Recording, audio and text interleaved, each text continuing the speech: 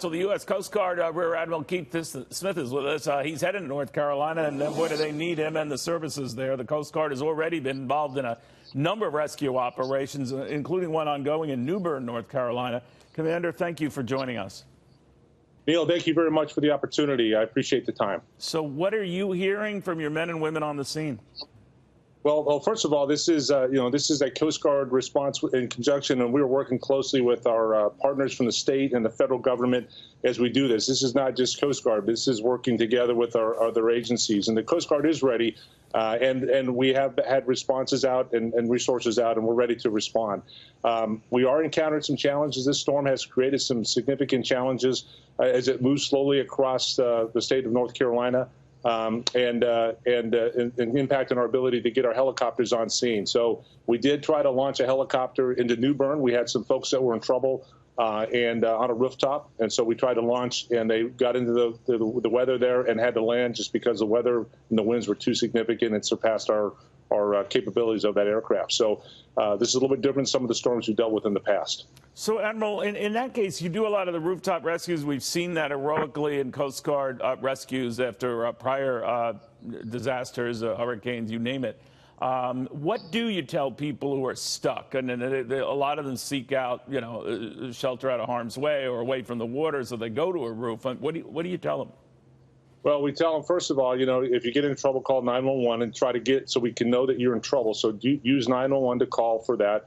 We ask that you don't go into attics and enclosed spaces, because if you're in a closed space, we can't rescue you. So if you have to get out on a rooftop where we can see you. But try to call 911. Let the local emergency responders know that you're in trouble, and then that information gets funneled through the Coast Guard or through the most appropriate emergency response capability that can come and rescue you.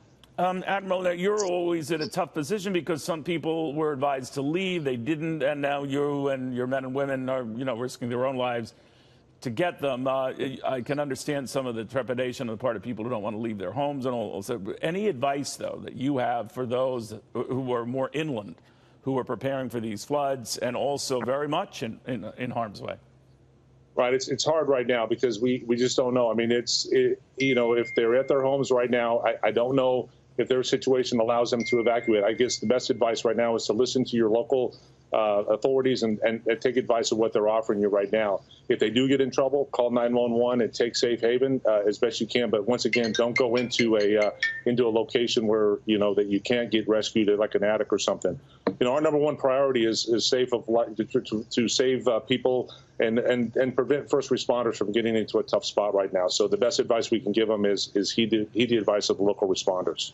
Admiral, thank you very, very much. We appreciate it and all your guys are doing. As the Admiral is speaking here, I just want to bring you up to date on some of the latest figures we're getting from military personnel in the area. Just on the National Guard front alone, there are 7,000 National Guards and active duty personnel assigned to the area. Defense Secretary Jim Mattis has already activated what they call dual status commanders in South Carolina, North Carolina, and Virginia, so they are pre-authorized to move and move quickly at a moment's notice. So they are at the ready, and so are we.